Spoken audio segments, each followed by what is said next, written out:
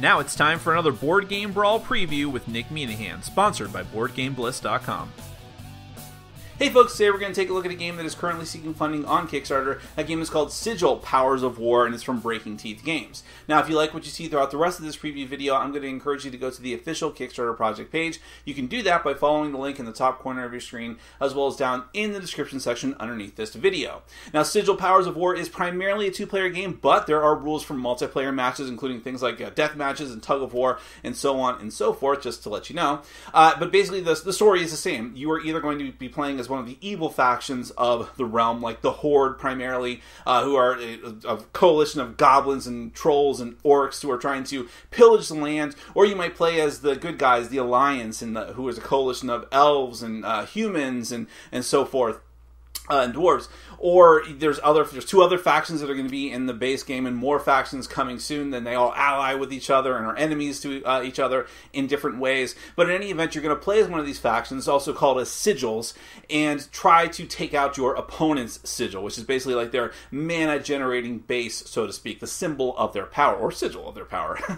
But you have all kinds of different units. You have a warlord that you control, different spells and abilities, so on and so forth. It's much easier if I just show you with a prototype version of the game, so do bear in mind that this could change in the final version. This is just to show you a quick glimpse of how the game works. Then we're going to come back and we'll discuss it further.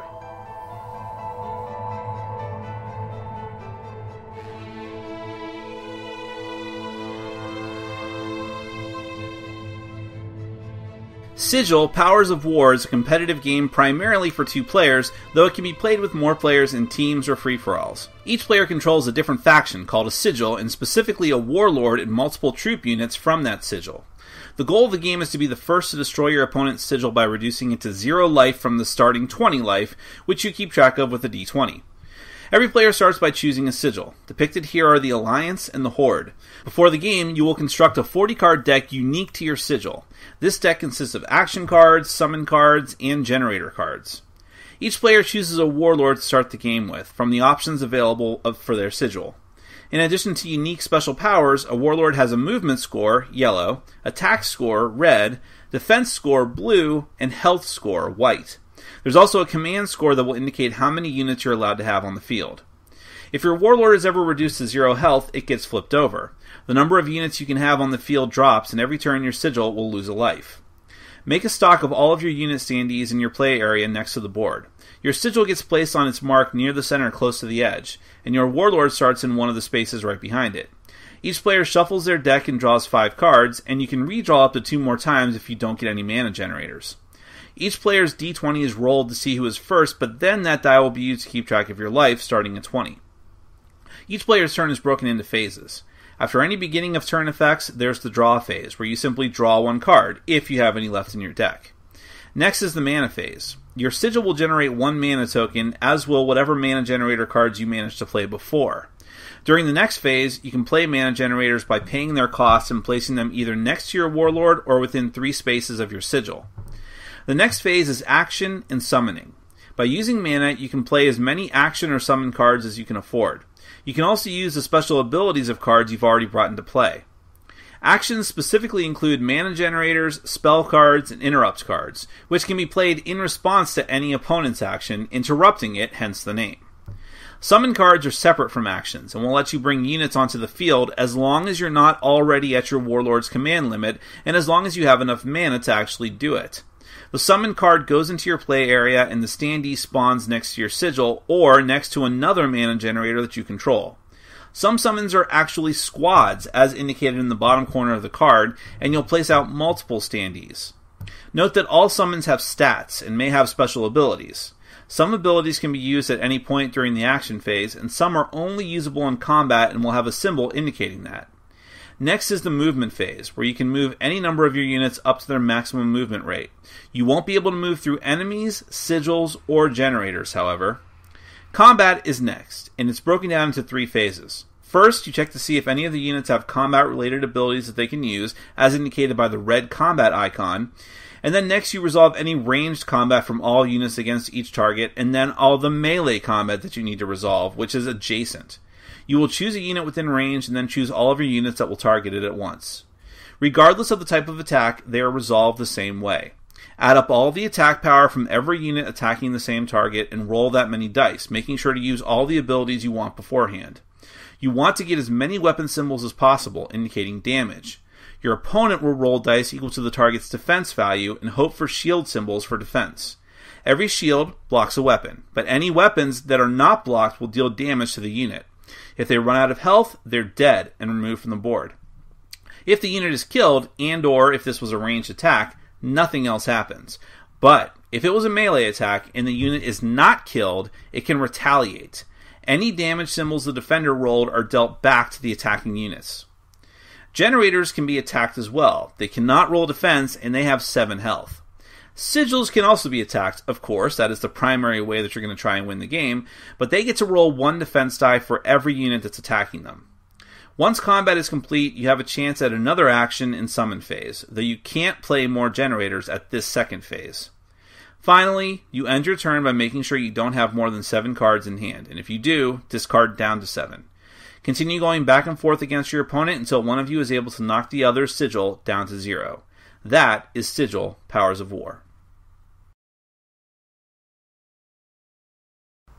Well, of course, one of the big selling points of Sigil is something I didn't go into too much detail in, or really any, in the overview, because I just want to show you how the game works. But that is the fact that you can customize your deck. There's going to be all kinds of different options for you to customize your deck with, to put in new summon units, new spells, and new warlords to use, of course. But most importantly is that it's not going to be a collectible type model. You're going to have expansive content that will let you get new blood, so to speak, into your deck before you start playing the game. And it's just a 40-card deck, so it's not an onerous, overtaxing experience for you to do so, but it gives you that customizable option, which can increase the replayability of the game, especially if you have your favorite faction and are able to swap things out and see what playstyle really suits you the most. Then you're taking that into a heavy strategic hex-based game that, while there is a lot of strategy in the game, it's actually very simple to learn and very simple to teach and to get up and running. You have your warlord, which is the centerpiece of your forces, but you have all kinds of other summon units. You have all kinds of different spells to utilize. You have to very carefully consider how quickly am I going to build mana generators, which can be destroyed themselves as well. So it's not like a guaranteed source of, so to speak, income as the game progresses. But you want to get that going as quickly as you can. But you also have to have defenders to keep people from destroying your other generators or from taking out your sigil. The sigil is, of course, essentially your base in a way, just because if it gets destroyed, you're done, and you're toast. And your warlord, while a very powerful member of your army, the most powerful member of your army potentially, is very vulnerable, and if they die, your sigil just automatically starts hemorrhaging life. So that's an interesting wrinkle to the game, because it means you can't just throw them in the front lines willy-nilly and say, well, if they die, they die. No, if they die, that essentially puts a timer on how much more time you have left to win the game, or to at least stop yourself from losing the game, which is the same thing, essentially. So there's a deceptive amount of strategy here, because you can't just say, oh, here's as many people as I can and throw them all out there. You have to be very, at times, conservative about how you use your forces, and at times liberal about how you use your smaller forces. It sounded like I just did a political thing there, but I didn't intend to. Just using weird descriptors. But in any event, you just have these little things to worry about that contribute to your larger overarching strategy. And the fact that you have so many different types of units and cards, and that there's more factions to come. Not only just the 4 that will be in the final base game, the final version of the base game, but more coming in the future that are I've seen described. So, lots of different stuff here to work with. Taking into account the customizability of the whole game, and definitely if you're interested in fantasy themes, if you're interested in strategic games that are primarily for 2 players but can be expanded up to multiplayer, then definitely check this one out. That is Sigil's Powers of War. You can go to the official Kickstarter project page by following the link in the top corner of your screen, as well as down in the description section underneath this video. Don't take my word for it. Find out more information and hopefully consider backing the project. Thank you so much for watching and for supporting our sponsors. Take care. Thanks for watching. Follow us on Facebook, Twitter, and Patreon. And make sure to check out our sponsor, Board Game Bliss, where you can find an amazing selection of games from around the world.